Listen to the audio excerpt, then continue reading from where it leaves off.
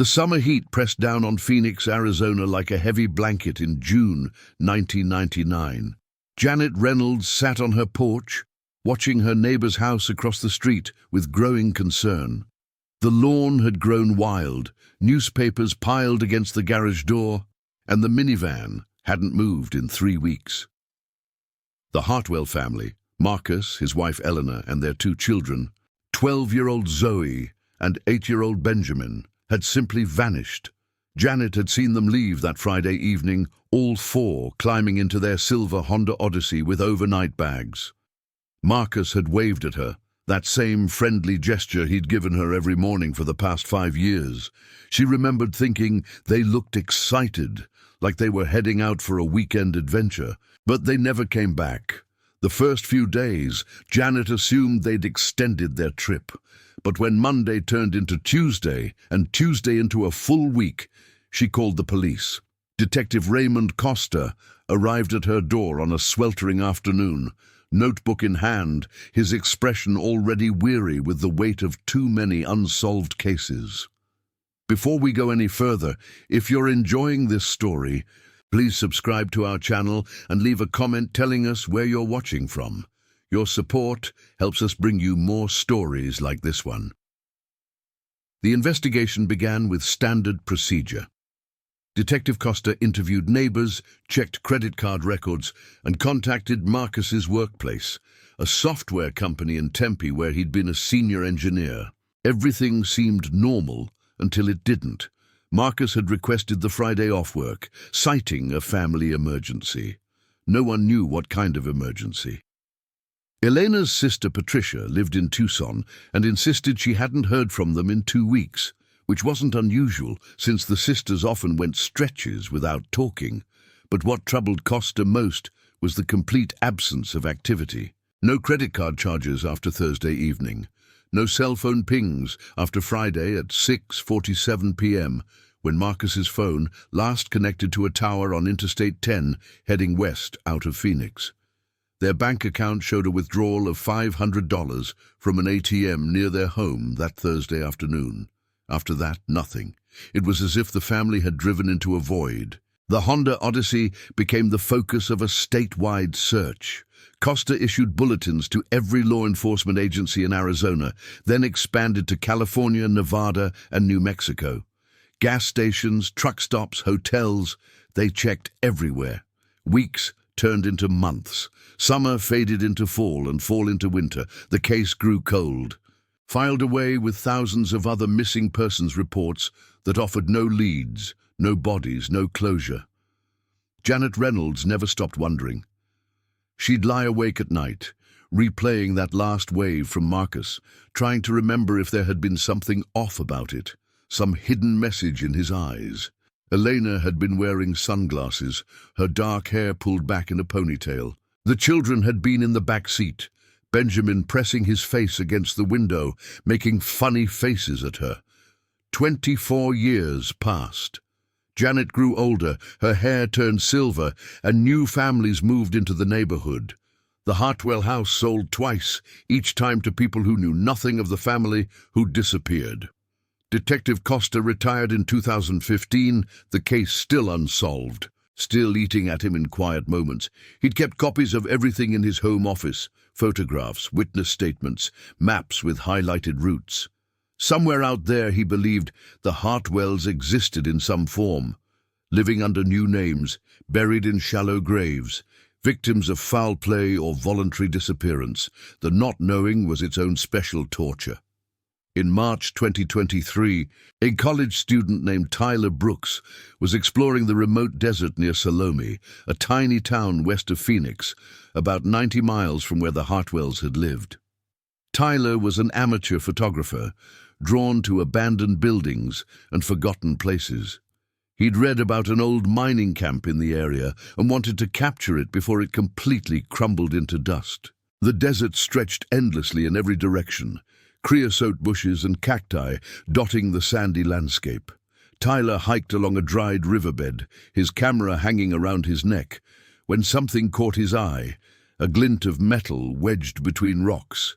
He climbed down, thinking it might be an interesting artifact, maybe an old canteen or mining equipment. What he found instead was a small digital camera, its casing cracked and faded from years of sun exposure. The lens was shattered, but the body remained intact. Tyler picked it up, brushing away sand and debris. It was an older model, the kind popular in the late 90s. On impulse, he pocketed it and continued his exploration. Back in his dorm room that evening, Tyler examined the camera more carefully. The battery compartment was corroded, but the memory card slot looked intact. He carefully removed the SD card, also an older format he had to use an adapter for, and inserted it into his laptop. His heart rate quickened as files began to appear on his screen, dozens of photos dated June 1999. The first images showed a family. A man with dark hair and glasses, a woman with warm brown eyes, a preteen girl with braces, and a young boy missing his 2 front teeth. They were smiling, standing in front of a silver minivan in what looked like a suburban driveway. Tyler scrolled through more photos. The family at a gas station, the children eating ice cream, desert landscapes shot through a car window. Then the images changed. They showed a remote area, rocky terrain, an old wooden structure that might have been a cabin or mining shack. The timestamps indicated these were taken over the course of a single day, June 18th, 1999. The lighting shifted from bright afternoon to golden sunset to the deep shadows of dusk. In one photo, the man was standing alone, looking directly at the camera with an expression Tyler couldn't quite read. Not fear exactly, but something close to resignation. Another showed fresh tire tracks in sand. Then came a photo of what appeared to be another vehicle in the distance, too far away and too blurry to identify clearly. The final photograph was taken at an odd angle, as if the camera had been dropped or thrown. It captured a portion of the rocky ground and what might have been the edge of a boot. After that, nothing. Tyler sat back from his laptop, an uneasy feeling settling in his stomach. These weren't just random vacation photos. They told a story, and that story ended abruptly in the middle of nowhere. He grabbed his phone and started searching online for missing persons cases from 1999 in Arizona. It took him less than an hour to find them. The Hartwell family, Marcus, Elena, Zoe, and Benjamin. Disappeared, June 1999. Last known location, Interstate 10, west of Phoenix. Tyler's hands shook as he compared the photos on the memory card to the missing persons report. Same faces, same silver minivan, same time frame. He'd found evidence of a family that had vanished 24 years ago, and that evidence suggested they'd made it much further into the desert than anyone had known. He called the Phoenix Police Department the next morning. The detective who took his call was skeptical at first. Cold cases attracted attention seekers and conspiracy theorists, but something in Tyler's voice, the specific details he provided, made her listen. She took down his information and promised someone would contact him. That someone was Detective Alicia Mendez, who'd inherited Costa's old cases when she joined the department's cold case unit in 2020. When she saw the photographs Tyler had found, her professional composure cracked. These were real. This was evidence. After nearly a quarter-century of silence, the Hartwell case had just roared back to life. Mendez drove out to meet Tyler in Salome 3 days later, bringing with her a forensics team and Raymond Costa himself. The retired detective had insisted on coming when she'd called him. They needed to find the exact location where Tyler had discovered the camera. The desert was vast and unforgiving, but Tyler had marked the coordinates on his phone. They parked their vehicles along a dirt road and hiked in, the April sun already climbing toward uncomfortable heat. Costa moved slowly, his 72-year-old body not as agile as it once was, but his mind remained sharp, cataloging every detail. When they reached the spot, the forensics team spread out in a careful grid pattern. They used metal detectors, ground-penetrating radar, and methodical visual searches. The camera had been found wedged in rocks along what had once been a seasonal stream, meaning it could have washed down from higher ground during flash floods over the years. They worked for hours, finding nothing but rocks, sun-bleached wood, and the skeletal remains of dead bushes. Then one of the technicians called out. She'd found something 50 yards upstream from where Tyler had discovered the camera. Fabric, partially buried in sand, the color faded, but the synthetic material still intact. Mendez approached carefully, her heart pounding. The technician used a small brush to reveal more of the find. It was a child's backpack, decorated with cartoon characters that had been popular in the 90s. They photographed everything before carefully excavating it. Inside were school supplies, a Game Boy with a cracked screen, and a name written in faded marker on a notebook. Benjamin Hartwell. Costa stood apart from the others, his jaw clenched, emotions he'd kept buried for decades threatening to surface. He'd always believed he'd failed this family. Now, standing in this desolate place, he understood they'd been here all along, hidden beneath sand and time, waiting to be found. The search expanded. More teams arrived, bringing cadaver dogs and additional equipment. If the Hartwells had died here, there would be remains. The desert preserved some things and destroyed others, but bones lasted. They had to be here somewhere. 3 days into the expanded search, the dogs alerted near a collapsed mine entrance about a quarter-mile from where the backpack had been found. The entrance had been unstable for decades, rocks and debris creating a natural tomb. The team worked carefully, knowing that any disturbance could cause further collapse. What they found inside changed everything. The silver Honda Odyssey, covered in dust and debris, sat in a natural cavern just beyond the mine entrance. The roof had partially collapsed from falling rocks, but the vehicle was remarkably intact.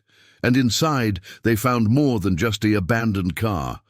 Mendez's flashlight beam swept across the interior, revealing personal belongings still in place.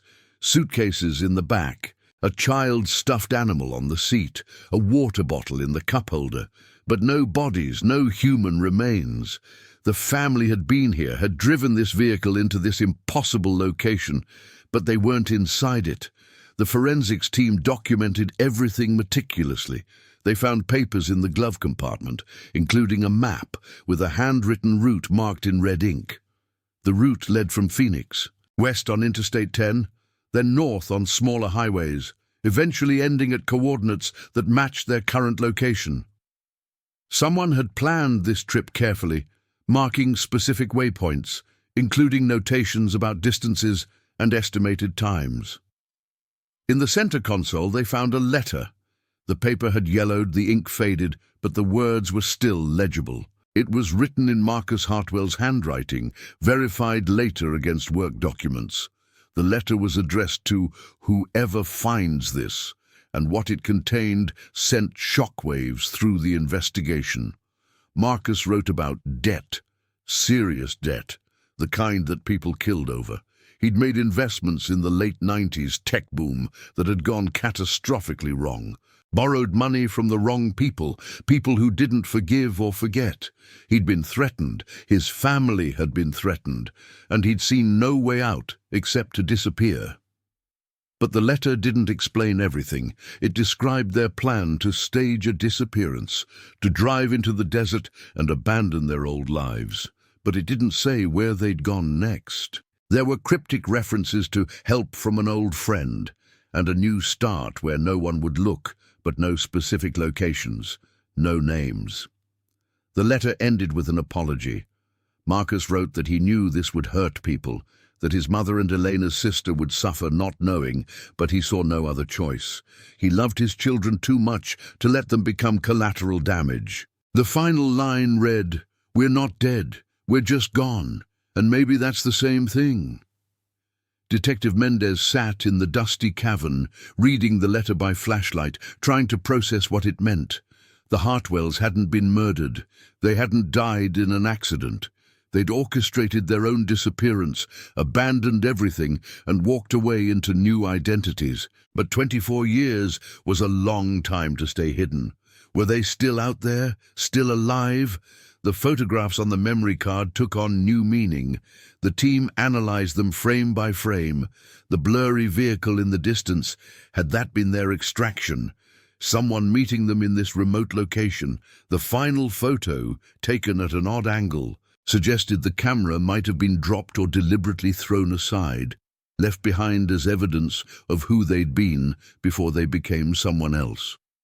Costa studied the map found in the car, comparing it to the photograph's timestamps.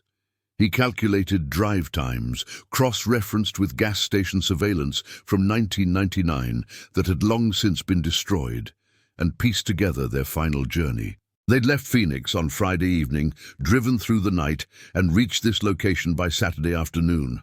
The photos showed them documenting their arrival, their last moments as the Hartwell family.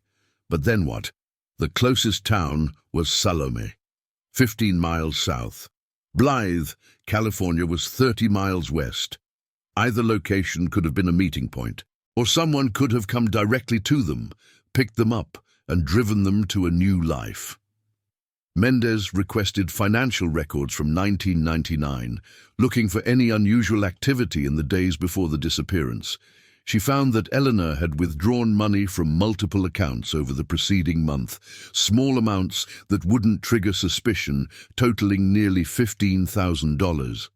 That, combined with the $500 Marcus withdrew the day before they left, gave them seed money for a fresh start.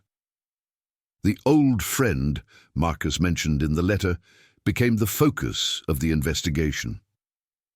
Costa reviewed every interview he'd conducted 24 years earlier, looking for someone who might have had the means and motivation to help.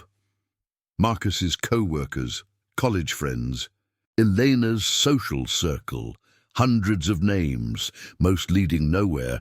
Then Costa remembered something. During the original investigation, one person had seemed unusually nervous during questioning, a man named David Chen, who'd worked with Marcus in the early 90s before moving to California. Chen had claimed they'd lost touch, hadn't spoken in years, but his body language had suggested otherwise. Costa had noted it in his files, but never followed up thoroughly, because Chen lived out of state and seemed peripheral to the case. Mendez tracked down David Chen, now in his 60s and living in Sacramento. When she called him, there was a long pause before he spoke. His voice was cautious, carefully neutral. He agreed to meet with her. The interview took place in a Sacramento police station conference room. Chen arrived with a lawyer, which immediately told Mendez she was onto something. But as they talked, it became clear Chen wasn't protecting himself. He was protecting the Hartwells, or whoever they'd become. "I haven't heard from them in over 20 years, Chen said carefully. "But yes, I helped them. Marcus called me in early June 1999, desperate. He explained the situation, the debt, the threats. I'd done well in the tech industry, had resources. I helped them disappear." Chen described arranging for someone to meet the Hartwells in the desert, someone who specialized in creating new identities. He'd paid for documents, social security cards, birth certificates, driver's licenses, all expertly forged. He'd set up a bank account under a false name and deposited $50,000, giving the family a realistic chance at building a new life. "Where did they go?" Mendez asked. "I don't know," Chen said, and she believed him. "That was the agreement. I helped them get out, but I didn't know where they'd end up. It was safer that way, for them and for me." "Are they still alive?" Chen's expression softened. "I'd like to think so. Marcus was smart, resourceful. If anyone could pull off a permanent disappearance, it was him. But 24 years is a long time. People get sick, have accidents. The kids would be in their 30s now. Maybe they don't even remember being the Hartwells." The investigation had reached a crossroads. They'd solved the mystery of what happened to the Hartwell family, but they hadn't found the family themselves. Mendez faced a difficult decision. continue pursuing people who'd gone to extraordinary lengths to disappear, or let them remain hidden. She consulted with the district attorney. The debts Marcus had fled were civil matters, and the statute of limitations had long expired. Staging a disappearance wasn't technically illegal if no fraud was committed. The family hadn't collected life insurance or government benefits. They'd simply walked away from their lives. Let them go, the district attorney advised. If they're alive, they've built new lives.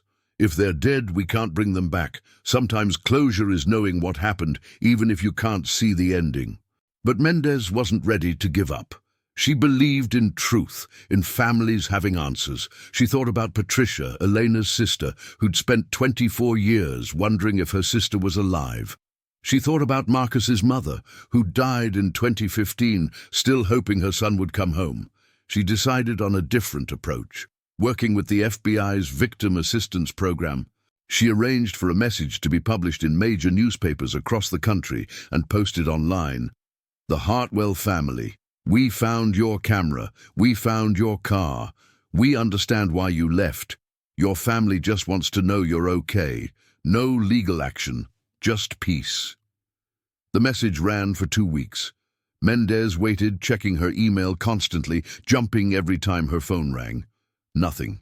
Silence. Either the Hartwells never saw it, or they chose not to respond. Then, 3 weeks after the message stopped running, a letter arrived at the Phoenix Police Department. No return address. Postmarked from Denver, though that likely meant nothing.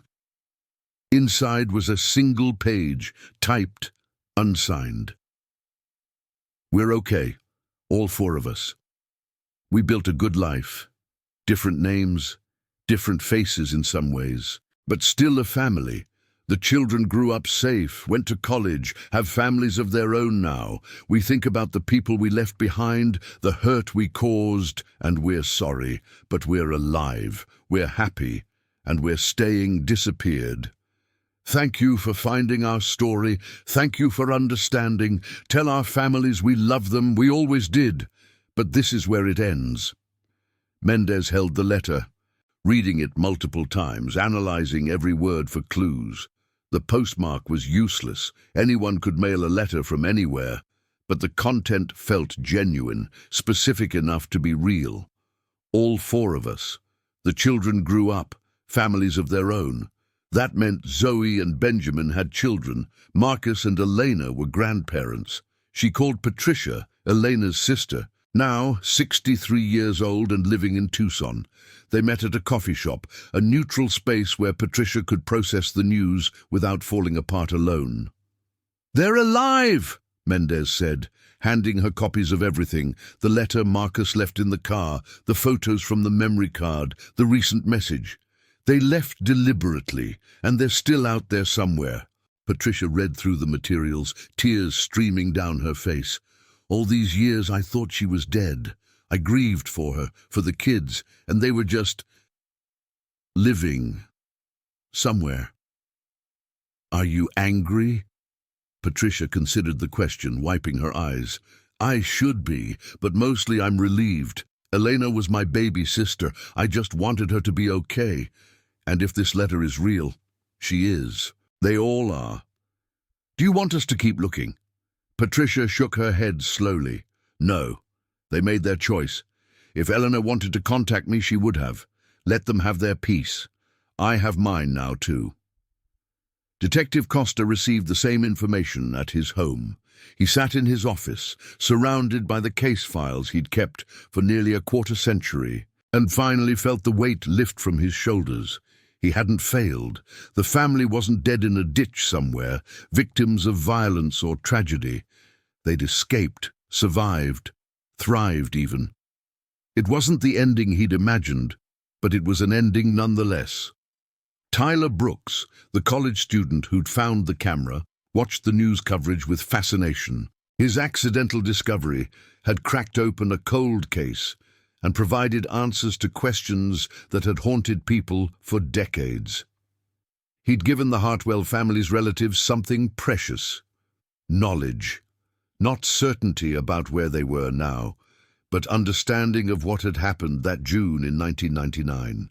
The Hartwell house in Phoenix, now occupied by a young couple with twin babies, became a brief curiosity for local news.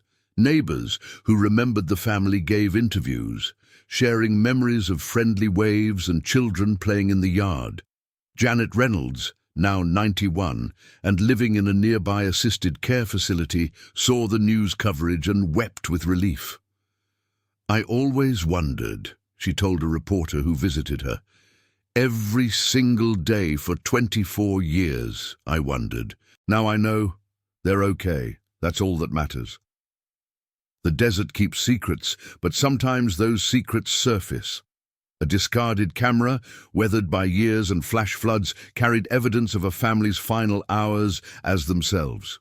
The photos captured not tragedy, but transformation, a family choosing survival over surrender, anonymity over destruction. Somewhere in America, perhaps in a quiet suburb or a small town, 4 people live under different names. Maybe they sometimes think about the lives they left behind, the house in Phoenix, the friends and family who grieved. Maybe the children, now in their 30s, have told their own children about who they used to be.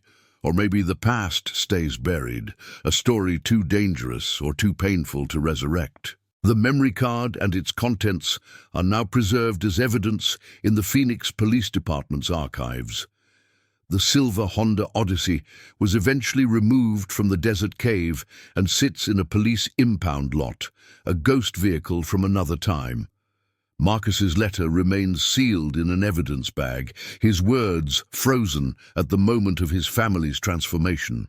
Detective Mendez closed the case file in August 2023, marking it resolved voluntary disappearance.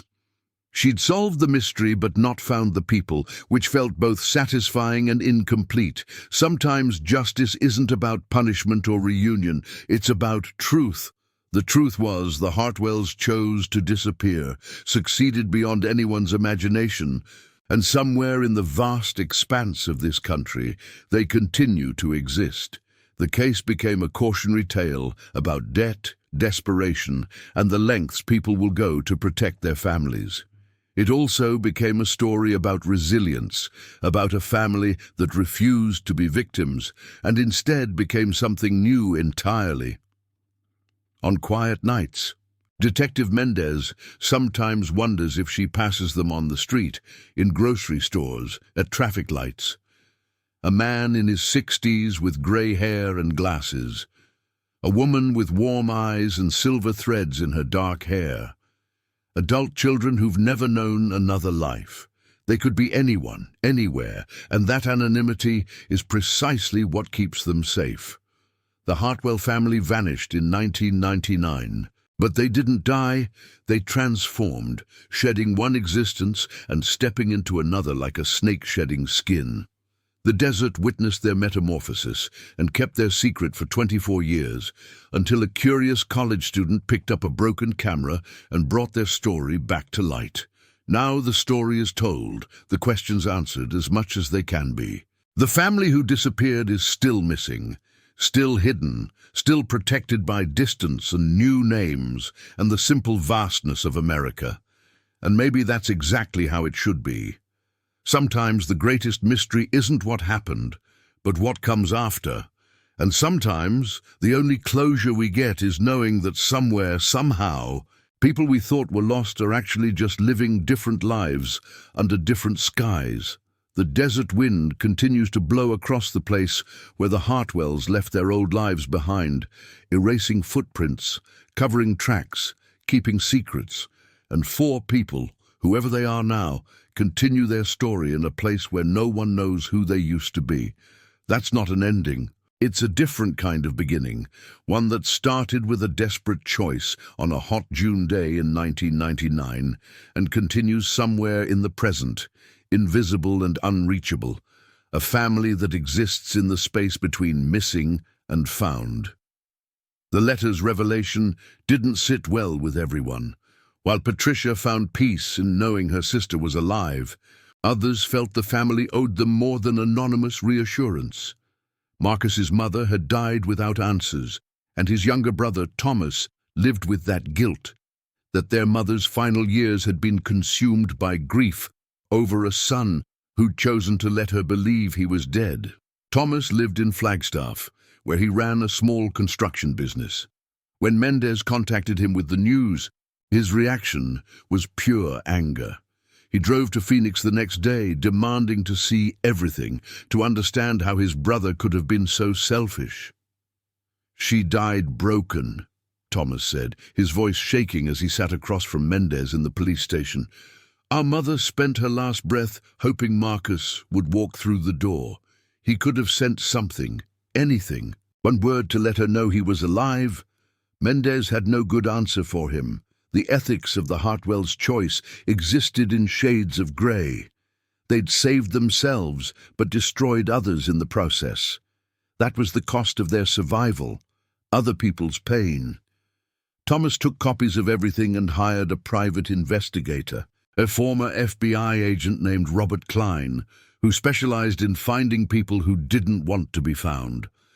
Klein studied the letter, the photos, the timeline. He built profiles of who the Hartwells might have become, what regions they might have settled in, what names they might have chosen. "People follow patterns," Klein explained to Thomas during one of their meetings. "Even when they're trying to hide, they gravitate toward familiar things. Marcus was a software engineer. He likely stayed in that field or something related. Elena worked part-time as a dental hygienist. The kids were in school. They'd need to settle somewhere with good schools, job opportunities, somewhere they could blend in but not feel isolated." Klein focused on mid-sized cities in states without strong connections to Arizona: Colorado, Oregon, Washington, North Carolina, places where transplants were common, where newcomers wouldn't attract attention. He cross-referenced property records, business licenses, anything that might reveal a family of 4 who'd appeared around late 1999 or early 2000. The work was painstaking and often fruitless. Millions of people fit general descriptions. Klein looked for specific markers, a family where the parents' histories didn't extend back beyond 1999, where the children's birth certificates came from states where they'd never lived, where there were no childhood photos, no deep roots. Months passed. Thomas spent thousands of dollars chasing shadows. Every lead dissolved into nothing. A family in Portland that seemed promising turned out to be exactly who they claimed. A couple in Denver with the right age range had verifiable histories going back decades. The Hartwells, or whoever they'd become, had done this perfectly. Meanwhile, the media attention around the case sparked unexpected developments. A documentary filmmaker named Lisa Chen, no relation to David Chen, reached out to Detective Mendez about creating a series exploring the disappearance. Lisa was known for sensitive, ethical journalism that prioritized truth over sensationalism. "I'm not interested in hunting them down," Lisa explained during their first meeting. "I want to tell the story of why people disappear, what desperation looks like, and how our system sometimes forces people to make impossible choices. The Hartwells are the frame, but the real story is bigger." Mendez agreed to participate, as did Patricia, Janet Reynolds, and eventually Thomas, though his segments were filmed through tears and anger. The documentary included interviews with debt counselors, victims of predatory lending, and families who'd lost members to both violence and voluntary disappearance. The series premiered on a major streaming platform in January 2024. Gone. The Hartwell mystery became an unexpected cultural phenomenon, sparking conversations about debt, desperation, and the ethics of disappearing. Online forums exploded with theories about where the family might be. Amateur detectives analyzed every frame of the recovered photos, looking for clues in reflections and backgrounds. One forum user, who went by the handle Desert Rat, claimed to have information. They posted that they'd worked at a truck stop near Blythe in 1999 and remembered a family matching the Hartwell's description meeting with a man in a black sedan on a Saturday afternoon in June. The family had transferred from a silver minivan to the sedan, and all of them had driven away together. Mendez investigated the claim, but couldn't verify it. The truck stop's security footage from 1999 was long gone. The user refused to provide additional details or meet in person. It could have been real memory or manufactured drama. The internet made both equally possible. David Chen, the old friend who'd helped the Hartwells disappear, watched the documentary from his home in Sacramento. He'd known participating in the investigation would eventually lead to public exposure, but he'd made peace with that decision. What surprised him was the letter that arrived at his house 2 weeks after the documentary aired. Inside was a single photograph, no message. The photo showed 4 people, 2 older adults and 2 younger ones, probably in their 30s, standing on a beach at sunset. Their faces were turned away from the camera, silhouettes against the golden light. But the composition, the way they stood together, felt intentional, a family. On the back of the photo, written in pen, "Thank you for everything. We're good." Chen stared at the photo for a long time, then placed it in his desk drawer. He never told anyone about it, never showed the investigators or the media. Some secrets, he believed, were meant to stay buried. The Hartwells had sent him a gift, proof of their continued existence, confirmation that his risk had been worth it. That was enough. The documentary's success brought unexpected attention to Tyler Brooks, the college student who'd found the camera. He was invited to speak at true crime conventions, appeared on podcasts, and became a minor celebrity in online communities obsessed with mysteries. But the attention made him uncomfortable. He'd stumbled onto something, yes, but he hadn't solved anything. The real heroes were the people who'd done the meticulous work of investigation. Tyler returned to the desert several times after his initial discovery, always with better equipment, always hoping to find something else. On one trip in March 2024, almost exactly a year after finding the camera, he discovered something that had eluded the official searches: a child's drawing, laminated and weathered, wedged under a rock near where the backpack had been found. The drawing showed a family of 4 standing in front of a house with a big sun overhead. Stick figures with smiling faces. At the bottom, in a child's handwriting, "My Family," by Zoe. The date written in adult handwriting at the top, June 18, 1999.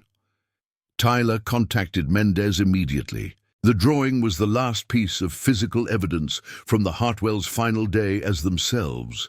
Forensics confirmed the handwriting matched samples from Zoe's school papers. It had been protected by the lamination, preserving it through years of weather. The drawing suggested something hopeful, that on their last day, Zoe had drawn her family not in fear or sadness, but with simple childhood joy. 4 people, together, under a bright sun. Maybe she hadn't fully understood what was happening, or maybe she'd understood that whatever came next, they'd face it as a unit. Mendez added the drawing to the case file, then made a decision. She scanned it and posted it on the police department's social media, along with a message. "Zoe, if you're out there, we found your drawing. You'd be 36 now.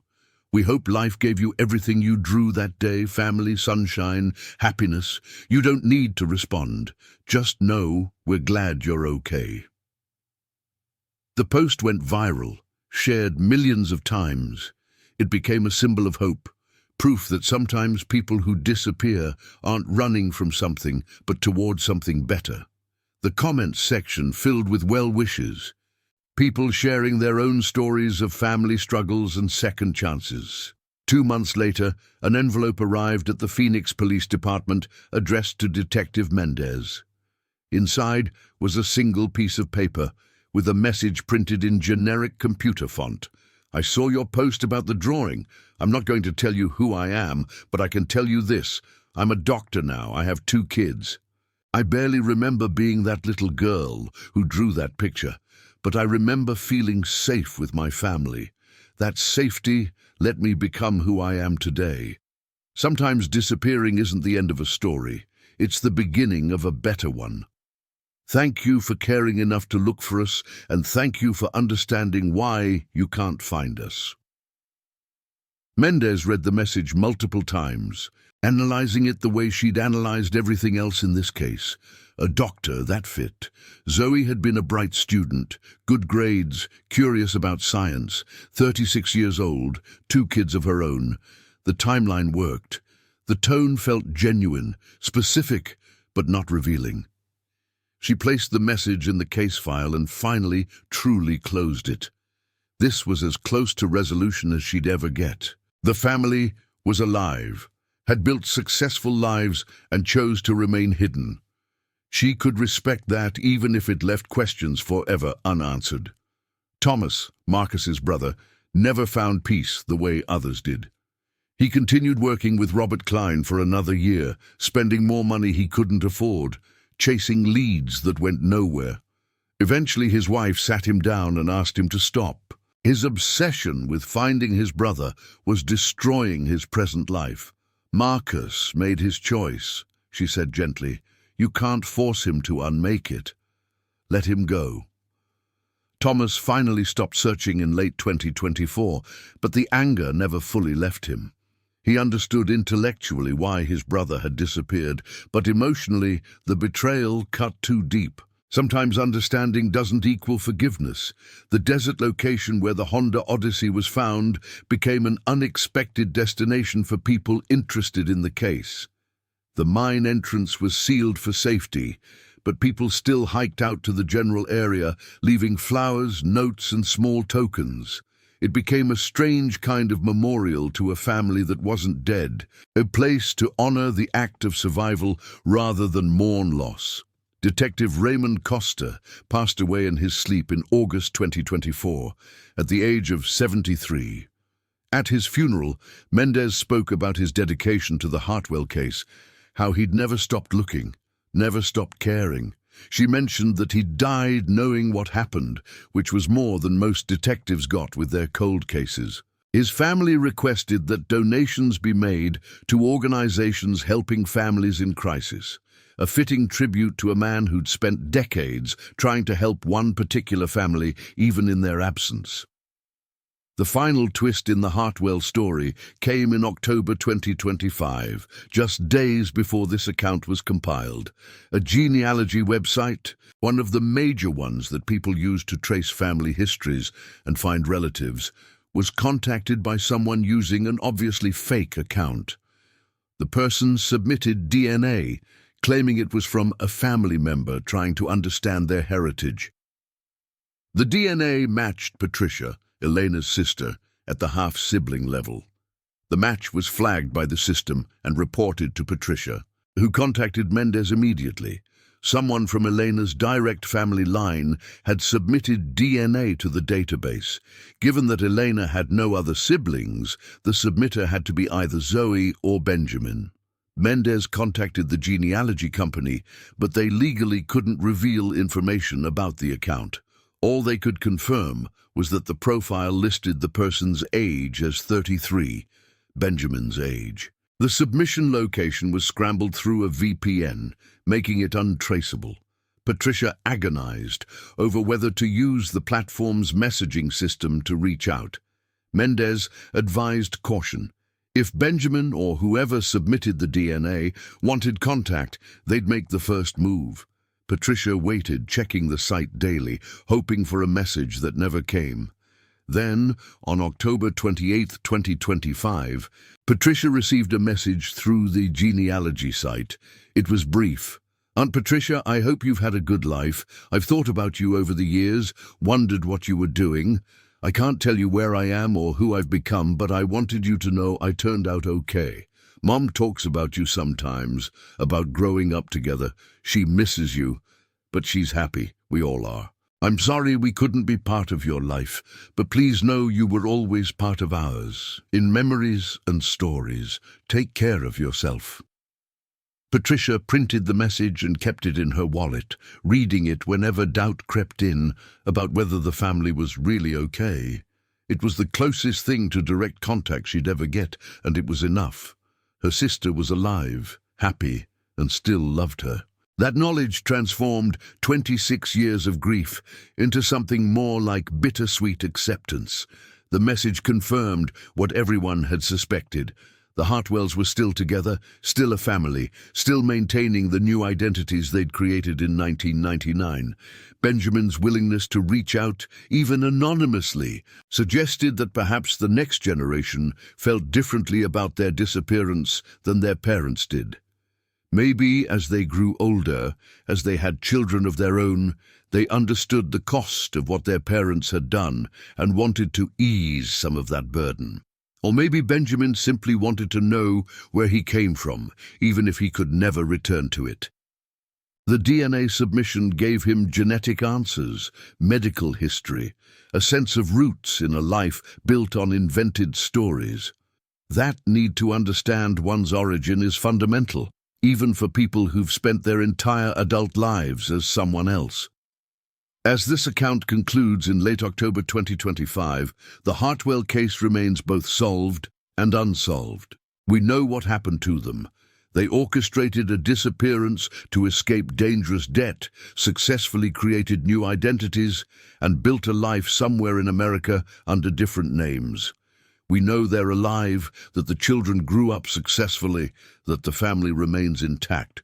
What we don't know is where they are, who they became, or what their daily lives look like. We don't know if Marcus still works in technology, if Elena returned to dental hygiene, what careers Zoe and Benjamin pursued. We don't know if they live in the same city or scattered across the country. We don't know if they ever told anyone their real story, or if they've buried it so deep that even they sometimes forget who they used to be. The lost memory card that Tyler Brooks found in the desert gave the world a glimpse into the Hartwell family's final hours as themselves. 24 years buried in sand and rock, preserved by accident, discovered by chance. Those photos captured a family at a crossroads, documenting the moment before they stepped into the unknown and became ghosts of their former selves. Their story raises questions we can't fully answer. When does survival justify abandonment? How do you weigh the pain of those left behind against the safety of those who disappeared? Is it possible to truly start over, or do we always carry our past selves inside us, no matter what name we use?